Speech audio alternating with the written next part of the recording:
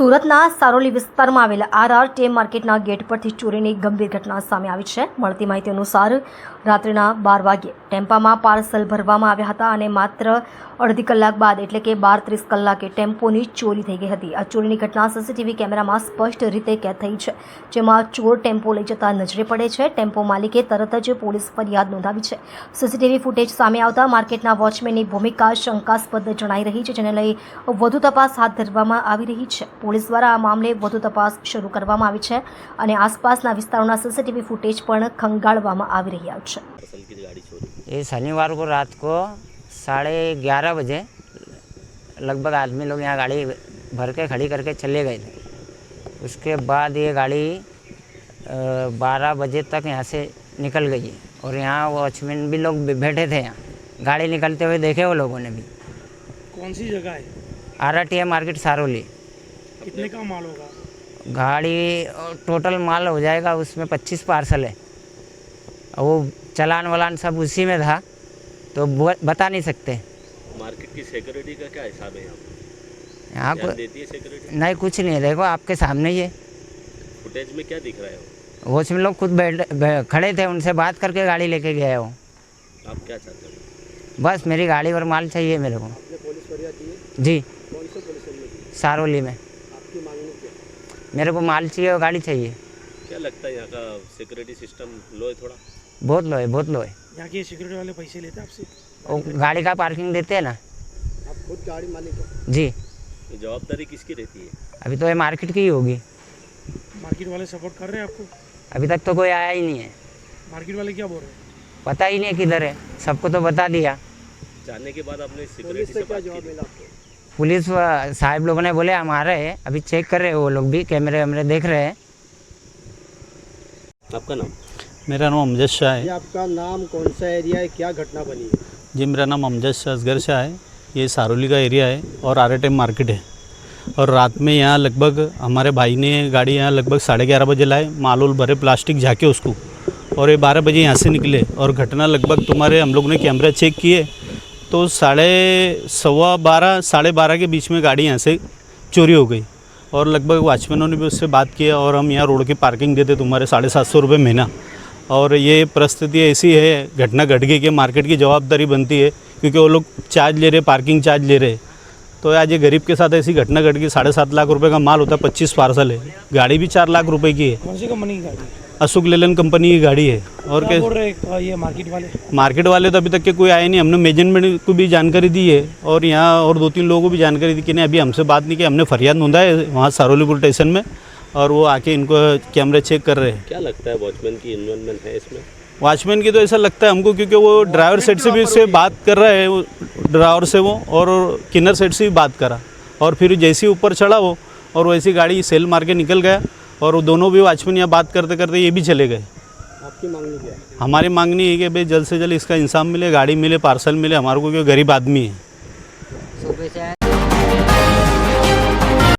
સુરતના ઊનના એક ફાર્મમાં આવેલા ઘેટાની ખાસિયત લોકોમાં આકર્ષણનું કેન્દ્ર બની છે। ઘેટાના શરીર પર કુદરતી રીતે ઉર્દુ ભાષામાં અલ્લાહ લખાયું જણાઈ રહ્યું છે। ઘેટાના માલિકનું કહેવું છે કે આ કોઈ કલ્પના નહીં, પણ ઘેટાના શરીર પર સ્પષ્ટપણે લખાણ દેખાઈ રહ્યું છે। બકરી ઈદને લઈને બકરા બજારમાં લોકોની ભારે ભીડ જોવા મળી રહી છે। આ વર્ષે કેટલીક લક્ઝરી કાર કરતાં પણ મોંઘા બકરાઓ વેચાઈ રહ્યા છે, ખાસ કરીને એવા ઘેટાઓ કે જેઓમાં કોઈ વિશિષ્ટતા હોય, જેમ કે ધાર્મિક નમૂના, ખાસ શારીરિક આકાર કે રંગ। તેમના માટે લોકો ઊંચા ભાવ ચૂકવવા તૈયાર છે।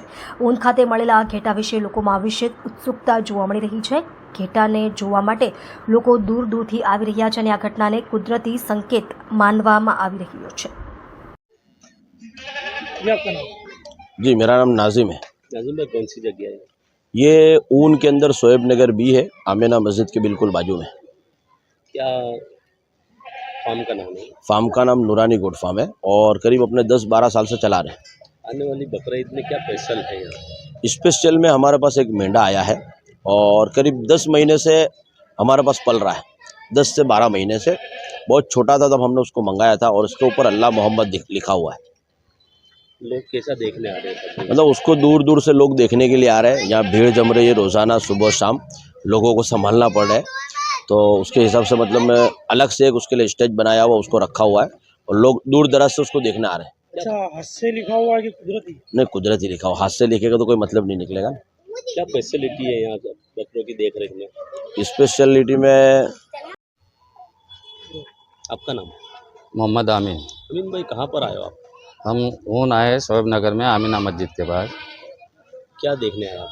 बकरा, और करीब हम 8 से 10 साल से नाजिम भाई के पास ही आते और कहीं नहीं जाते। कैसी क्वालिटी के बकरे मिलकर माशाल्लाह माशाल्लाह बहुत बेहतर मिलता है, दिल खुश हो जाता है। आज क्या खास देखने मिला है? आज यहाँ एक मेंढा मिला है जिस पे नाम लिखा अल्लाह का, बहुत बेहतर नाम है, मतलब साफ अक्षर में दिख रहा है। कैसा लगता है आपको यहाँ? बहुत बेहतर लगता है, दिल खुश हो जाता है यहाँ आने के बाद। और लोगों को क्या बोलना चाहते हो आप? भाई हम तो यही चाहते हैं कि ज़्यादा से ज़्यादा यहाँ आवे और खरीदी करे। भाव में कैसा है यहाँ पे? भाव में एकदम रिजनेबल है। कितनी क्वालिटी के बकरे दिख रहे हैं? क्वालिटी तो देखो हर तरीके की यहाँ हर साइज की मिलेगी आपको, छोटे से बड़ा बकरा भी मिलेगा और भाव भी आपको रिजनेबल मिलेगा। ઓપરેશન સિંદૂર દરમિયાન પાકિસ્તાનને જડબાતોડ જવાબ આપનાર સેનાના સન્માનમાં સુરક્ષાના અડાજણમાં તિરંગા યાત્રા યોજાઈ છે. મહાલક્ષ્મી મંદિરથી પરશુરામ ગાર્ડન સુધી ધારાસભ્ય પૂર્ણેશ મોદીની આગેવાનીમાં ભવ્ય તિરંગા યાત્રા યોજાઈ હતી. આ તિરંગા યાત્રામાં લોકો રાષ્ટ્રધ્વજ સાથે પગપાળા નીકળ્યા હતા અને ભારત માતા કી જયના નારા લગાવી ભારતીય સેનાનું મનોબળ વધાર્યું હતું. આજની ત્રિરંગા યાત્રા સંદર્ભમાં આપની શું પ્રતિક્રિયા છે?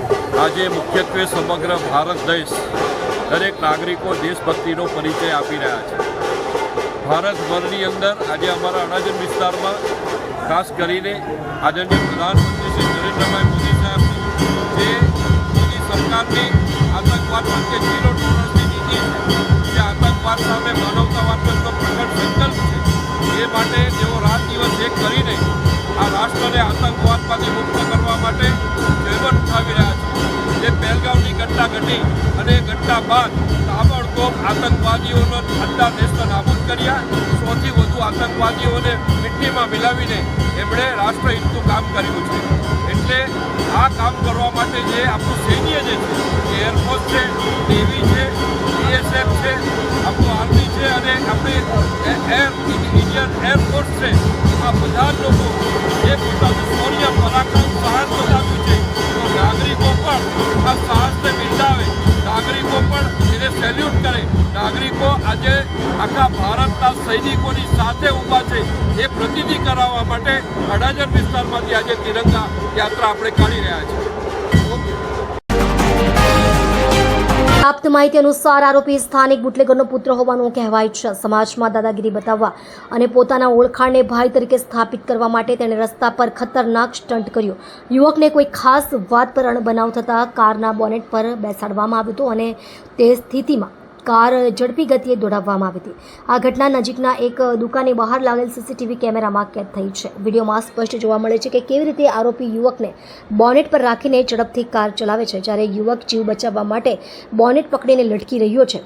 આશરે 1 કિલોમીટર સુધી ઘસડાટ ચાલ્યા બાદ યુવકને ગંભીર ઈજા થતાં તેને નજીકની હોસ્પિટલમાં દાખલ કરાયો છે. વડોદરા પોલીસને મળેલી માહિતીના આધારે આરોપી વિરુદ્ધ ગુનો નોંધી તપાસ શરૂ કરવામાં આવી છે. પોલીસનું કહેવું છે કે આરોપી અગાઉ પણ ઉશ્કેરણીજનક પ્રવૃત્તિઓમાં સંડોવાયેલો રહ્યો છે. સીસીટીવી ફૂટેજના આધારે તેનું વલણ સ્પષ્ટ થાય છે અને ઝડપથી કાર્યવાહી માટે ટીમને કામગીરી પર મૂકવામાં આવી છે. સ્થાનિક રહેવાસીઓનું કહેવું છે કે આવા શોખીન ભાઈઓના કારણે શહેરમાં યુવાનો પર ખોટો પ્રભાવ પડે છે અને સામાન્ય લોકોમાં ભયનો માહોલ સર્જાય છે. તેઓએ પોલીસ તંત્રને આવા શખ્સો સામે કડક પગલાં લેવા માંગ કરી છે. મળતી વિગતો પ્રમાણે પાલ ગૌરવ પથ પર મોનાર કોમ્પ્લેક્સના ચોથા માળે કાઇઝર ટેકનોલોજી ઇન્ડિયા પ્રાઇવેટ લિમિટેડના નામે કંપની શરૂ કરાઈ હતી. કેવિન જનક બ્રહ્મભટ્ટના નામે ભાડા કરાર કરી ઓફિસ ભાડેથી લેવાઈ હતી. આ કંપનીના ડિરેક્ટરોએ રૂપિયા 2400 ભરીને મેમ્બરશીપની સ્કીમ આપી હતી. આ ઓફર અંતર્ગત 2 વર્ષમાં રૂપિયા 1,12,000 ઘરે બેઠા કમાઈ શકો છો એવી લોભામણી જાહેરાત યુટ્યુબ પર મૂકી હતી. કંપનીના ડિરેક્ટરોએ રોકાણના અવનવા પેકેજ આપી રોકાણકારોને ઝાંસો આપ્યો હતો. કંપનીના સભ્ય થવા માટે આઈડી પણ રોકાણકારોને ફાળવાઈ હતી. કોઈ ચાલુ સભ્યને રૂપિયા 2,400 આપવાથી તે સભ્ય આ રૂપિયા 2,400 લઈ કંપનીના પ્રતિનિધિને મોકલી શકશે એવી પણ સ્કીમ અપાઈ હતી. 2,400 રૂપિયાના બદલામાં સભ્યને પોઈન્ટ રૂપે ડિજિટલ યુરો તેના આઈડી ખાતામાં ઓનલાઈન પરત આપશે અને તેના આઈડી નવા સભ્યના મોબાઈલમાં દેખાશે.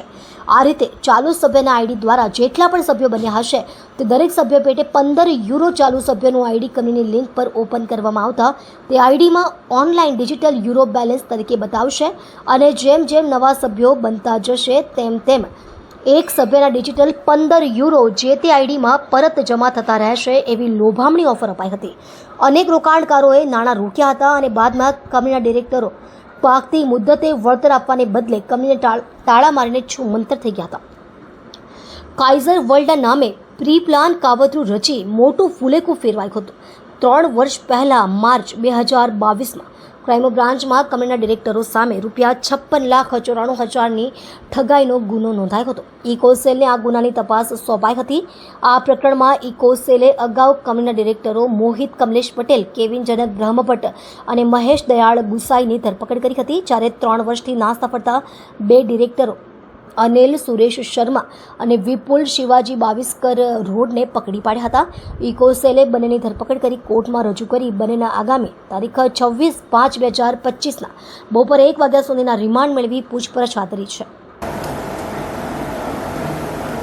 સુરત શહેર ખાતે પાલ ગૌરવપટ રોડ ખાતે ક્રાઇઝ વર્લ્ડ નામની કંપનીની અગાઉ ગુનો દાખલ કરેલા, જેમાં 3 નાસ્તા ફરતા આરોપીઓ હતા. જેમાંથી આજરોજ આરોપી નંબર 4 જે અનિલ સુરેશભાઈ શર્મા તેમજ આરોપી નંબર 5 વિપુલ શિવજીભાઈ બાવિસ્કર નાઓને પકડી નામદાર કોર્ટમાં રજૂ કરી 1 દિવસના રિમાન્ડ મેળવી વધુ તપાસ PSI સોલંકી સાહેબ નાઓ કરતાં વધુ તપાસ હાથ ધરવામાં આવેલ છે. કેવી રીતના ફૂલેકું ફેરવું હતું અને આ આરોપીની ભૂમિકા શું છે? આ આરોપીઓ કંપનીના ડિરેક્ટર છે અને તેઓ 2400 રૂપિયા ભરી અને તેના 1,12,000 જેવા સમથિંગ એમાઉન્ટ આપવાની વાત કરી અને તેવી લોભામણી જાહેરાત આપીને 15 જેટલા માણસોનું છેતરપિંડી કરેલી છે. સાહેબ, આ આરોપી છે 3 વર્ષથી ક્યાં ફરાર હતા અને કઈ રીતના આ લોકોએ અંજામ આપ્યો હતો? તેઓ પોતાના સરનામાં અને રહેઠાણની જગ્યા તેમજ જે વેપાર ધંધો કરતા હતા તે અલગ જગ્યાએ કરી અને નાસ્તા ફરતા હતા.